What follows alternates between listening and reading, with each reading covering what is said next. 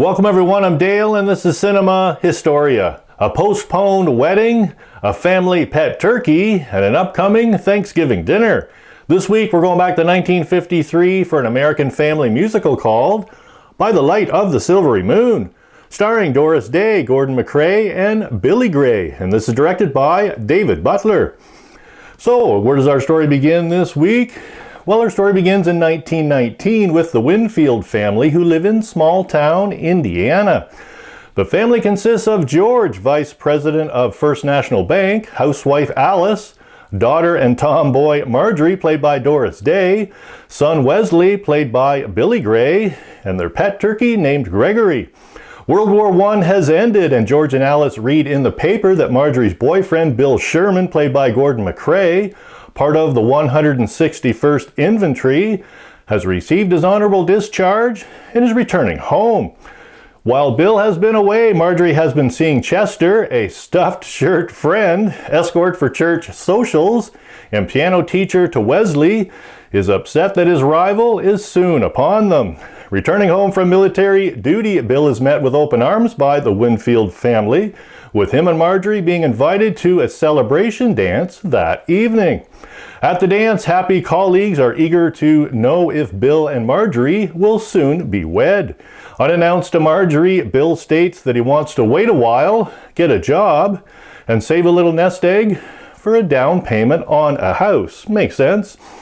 With Marjorie being upset, they leave the dance early, only to have their car break down along the way, leaving more time for more arguing. And actually, Marjorie fixes the car and takes off without him.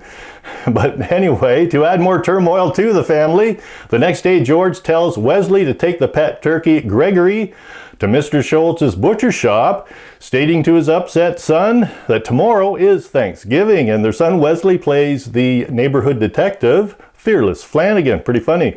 Meanwhile, at the bank, George's boss, President John Harris, gets a call from his wife that their turkey has just been stolen. I wonder who did that. To solve the problem, George invites John and his family to their house for Thanksgiving dinner and festivities.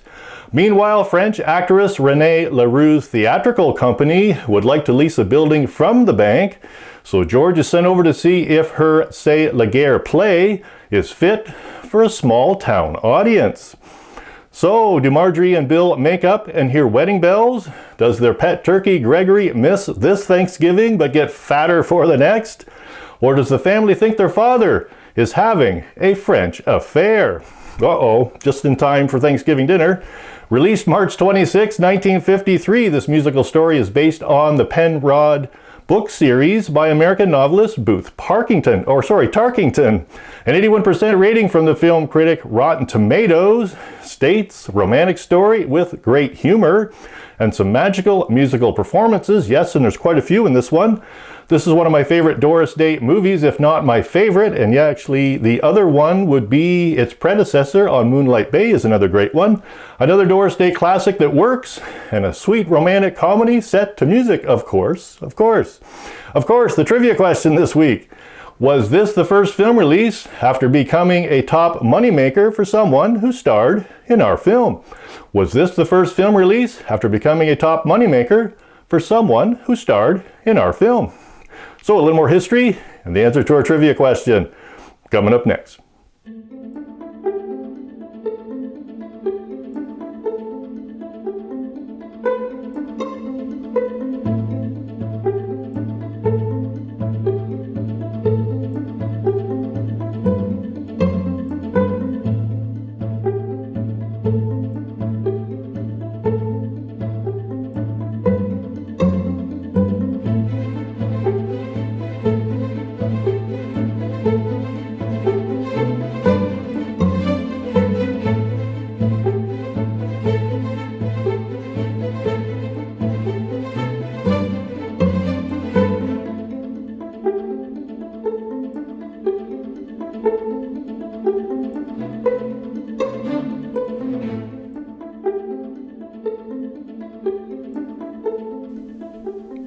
Now, since the story in our film is set around 1919, I found a vehicle from that era, a 1919 Briscoe.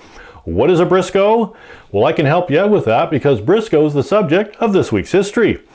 So during the early years of the American automobile industry, there was a manufacturing plant in Jackson, Michigan for the New York City-based Briscoe Motor Corporation. Debuting near its corporate office at the New York Automobile Show in January of 1914, Briscoe produced cars between 1914 and 1921.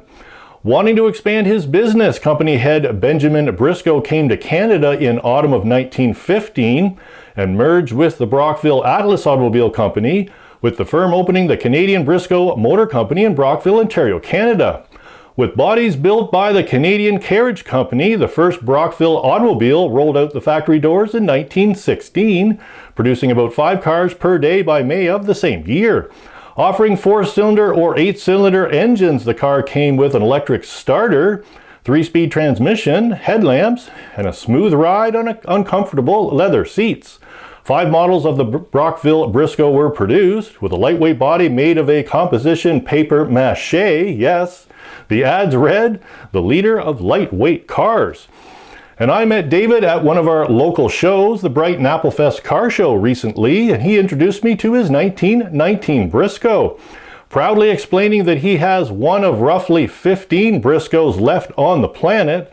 This unique sedan is a B4 2.4 model. This time capsule is powered by a 4-cylinder engine with its 24 horsepower, driving the wooden spoke wheels and its wooden gear-driven speedometer. Refueling is made easy with the filler cap on the dashboard. Yes, that big cap on the right, and the fuel indicator to its left showing you when it's full. Pretty unique. Access in and out is also made easy with its state-of-the-art for the day slide-away steering wheel, probably the first version of a tilt wheel we see today. Briscoe received a devastating blow, however, on October 27th, 1918, when the Canadian Carriage Company suffered a disastrous fire, causing a loss of about 200 jobs in the town of Brockville. The Canadian Briscoe Automobile Company carried on the manufacture of motor cars until 1921, building approximately 1,000 vehicles per year with an estimated 5,000 cars produced over the 5 years. Production ended with the bankruptcy and closing of the American company, and with the closing of the Briscoe plant, ending automobile manufacturing in Brockville, Ontario. What a shame. I'd like to give a big thank you to David for allowing me to film his car. It was a lot of fun. He was letting everyone sit in it and honk the horn. And the answer to our trivia question this week: was this the first film release after becoming a top moneymaker for someone who starred in our film? Yes, the top moneymaker was Doris Day, who played Marjorie Winfield in our film. Doris Day started her illustrious career in 1948 with the film Romance on the High Seas, and I have that film if you'd like a review on that one. In the annual Quigley poll of the top box office U.S. stars at the end of 1952, Doris Day was named top money-making female star. By the Light of the Silvery Moon in 1953 was her first film release after achieving that position. And selections of the film's score were featured on a Doris Day 10-inch LP for Columbia, taking 3rd place on the Billboard Popular Album charts. And the song By the Light of the Silvery Moon, well, it was a popular love song published in 1909 and was first performed on stage by Lillian Lorraine in the Ziegfeld Follies of 1909. Pretty cool. I'd like to give a big thank you to my new subscribers. Thanks for supporting my channel. And if you're wanting another Doris Day film to watch, I did a review on Pillow Talk. Please click the link below. Thanks for watching, everyone. I hope to see you back next week.